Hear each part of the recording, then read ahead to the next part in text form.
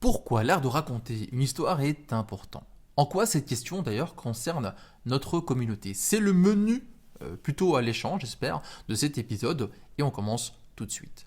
Bismillah, alhamdulillah, wa salatu wa salam ala rasulillah, assalamu alaikum wa rahmatullah, j'espère que vous allez bien. Bienvenue sur le podcast d'écriture, un podcast où je défends l'art d'écrire avec une perspective musulmane. Hop, on attaque la question du jour. À quoi servent les histoires? Cette question a été posée un jour à Yves Lavandier.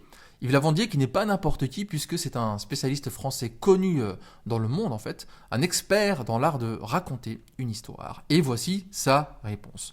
À quoi servent les histoires? À vivre, donc à mettre du sens sur ce qui nous arrive, à apprendre à surmonter les obstacles de la vie et à apprivoiser nos émotions, mais aussi à structurer le temps et établir des rapports de causalité, à trouver la voie pour grandir, à nous distraire du quotidien. Comme vous le voyez, les raconteurs d'histoires font tout sauf un travail non essentiel.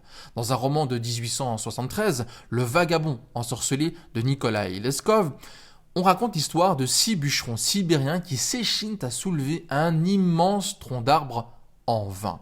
C'est alors que l'un des bûcherons monte sur le tronc et se met à chanter. Galvanisés par le chant de leurs camarades, les 5 autres bûcherons arrivent à soulever l'arbre. Les raconteurs d'histoires, poursuit Yves Lavandier, sont presque aussi importants que les soignants, les éboueurs ou les agriculteurs dont on vante justement les mérites ces derniers temps. Alors on pourrait se dire qu'ici, Yves Lavandier exagère un peu, mais je pense qu'il n'est pas loin de la vérité.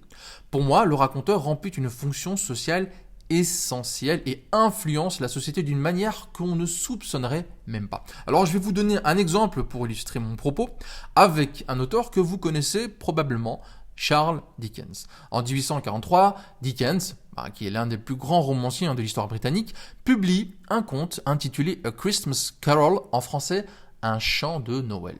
Ce conte met en scène un personnage avare et grincheux, Monsieur Scrooge, un personnage qui va toutefois vivre des expériences surnaturelles qui vont l'amener à changer, à devenir plus généreux, altruiste et à enfin accorder à la fête de Noël une place toute particulière. Alors, comment vous dire, ce petit conte qui a l'air un peu innocent, anodin, et qui n'est pas du tout aussi impressionnant et travaillé que les autres œuvres de Dickens, pensez à David Copperfield, pensez à Oliver Twist, pensez à un monument comme Les Grandes Espérances, mais ce petit conte va avoir un impact énorme sur la culture britannique, puis du coup sur la culture anglo-saxonne et américaine en général, et finalement sur la culture occidentale et mondiale. Pourquoi me demanderez-vous? Eh bien, je m'en vais vous l'expliquer. 2 siècles avant la parution de ce conte, avait eu lieu en Grande-Bretagne la fameuse révolution de Cromwell, une révolution qui se caractérisa notamment par un fort sentiment puritain, pas d'excès, pas d'innovation religieuse, donc on ne célèbre pas Noël, on n'en fait pas une fête. Ce puritanisme va en fait imprégner la société britannique longtemps, mais avec l'apparition du conte de Dickens, les choses vont commencer à changer. Le personnage de Monsieur Scrooge devient un genre de Père Noël excentrique mais quand même attachant, et Noël sort de sa signification uniquement religieuse et se sécularise. Noël devient une fête familiale durant laquelle on s'échange des cadeaux, les enfants deviennent le centre des célébrations et on ne passe plus par l'église pour donner la charité. On donne directement aux pauvres pour faire de Noël une fête pour tous, un peu comme dans le conte de Dickens. C'est à partir de ce moment-là aussi que les Britanniques vont se souhaiter Merry Christmas en s'inspirant toujours du conte de Dickens. C'est aussi par cette inspiration qu'on redonne ces lettres de noblesse à la dinde, qui devient le plat typique de Noël, là également, vous l'aurez compris, en s'inspirant du conte de Dickens. Bref, l'influence de cette petite histoire a été immense et marque encore des générations de familles partout dans le monde. Dickens a réussi à faire émerger en fait une vision du monde, une ambiance, cette fameuse magie de Noël qui est typique des soirées d'hiver, de la fin de l'année, avec tout l'imaginaire associé, celui du repas fastueux, de la famille qui est réunie, des cadeaux au pied du sapin, etc. Parce que aujourd'hui, qui ne connaît pas Noël? Qui n'a pas déjà vu un film de Noël? Qui n'a pas encore sillonné un marché de Noël? Même des pays qui n'ont rien à voir avec la culture américaine anglo-saxonne, pensez par exemple au Japon, même ces pays fêtent Noël. Et je vais aller plus loin. Même parmi les musulmans petit à petit, en à peine quelques générations, au fil de l'immigration, au contact de l'Occident. Certaines familles commencent à décorer leur maison avec le sapin, à prévoir un petit repas familial le soir du réveillon, voire à offrir les cadeaux, en organisant tout un cérémonial avec les enfants, qui eux, évidemment, vous l'imaginez, perpétueront ces traditions avec encore plus de fougue. Évidemment, on peut le déplorer.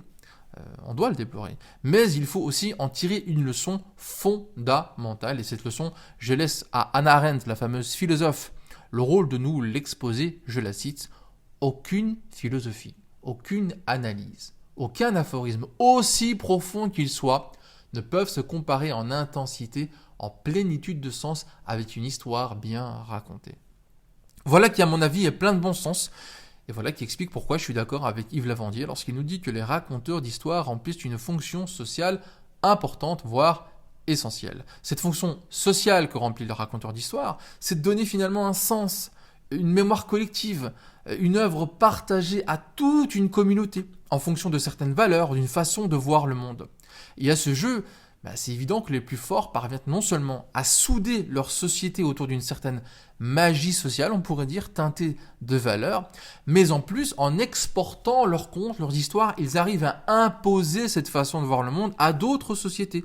C'est évidemment ce qui se passe avec les musulmans qui, il faut le reconnaître, ont intégré des cultures extérieures dont les valeurs sont parfois à l'antipode des nôtres. Qu'il s'agisse des œuvres de la littérature européenne, du cinéma américain, des animés japonais. Ou qu'il s'agisse de fêtes comme Noël, Halloween ou la Saint-Valentin qui sont de plus en plus présentes parmi nous, malheureusement. Voilà pourquoi je pense que l'art de raconter est absolument crucial. Maîtriser cet art, c'est d'une part souder notre communauté autour d'un imaginaire commun. Aucune société ne peut vivre sans histoire qui fédère, qui solidifie le sentiment d'appartenance.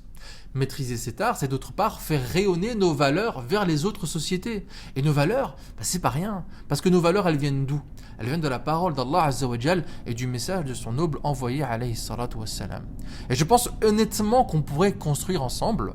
Et quand je dis ensemble, je pense en l'occurrence à la communauté musulmane francophone, parce que pour faire de la littérature, pour faire émerger une culture, on part évidemment de notre langue maternelle qui est le français. Je disais donc que je pense honnêtement qu'on pourrait, et même qu'on devrait, jouer ce rôle social utile et bénéfique pour la communauté, maîtriser l'art de raconter. Et ça tombe bien, parce que c'est l'objectif d'écriture. Apporter mon modeste savoir en la matière via ce podcast, mais aussi via la newsletter d'écriture dont les premières missives vont décoller tout bientôt début février, Inch'Allah, avec des conseils d'écriture et des analyses de textes soigneusement choisis.